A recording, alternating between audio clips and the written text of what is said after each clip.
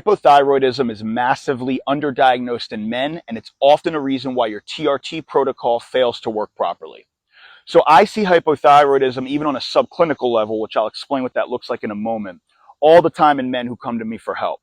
Now, obviously, my sample size is a bit biased because I'm getting men who are on TRT and trying to troubleshoot, so they're more likely to have thyroid or other hormonal problems. But nonetheless, I think the general attitude towards men when it comes to the thyroid in healthcare is a bit dismissive, and thyroid is often something that's really only taken seriously when it comes to women.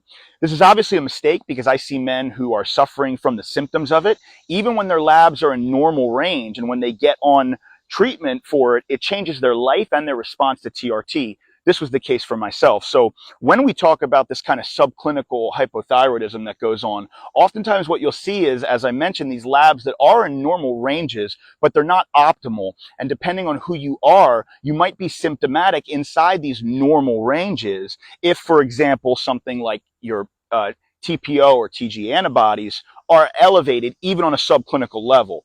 So there's a lot of investigation that has to take place. And what I find is that when we get men who are symptomatic and they're not in the optimal ranges, when we, if needed, replace thyroid and bring them up to optimal ranges, their life really does change, not just physically, but mentally as well. And so don't accept normal on lab tests. And if you've only had a TSH or something like a TSH and a free T4, it's not enough data, right? We need TSH, free T3, free T4, ideally reverse T3, and TPO and TG antibodies. So don't just accept normal on these lab ranges if you're symptomatic and you're still not feeling your best.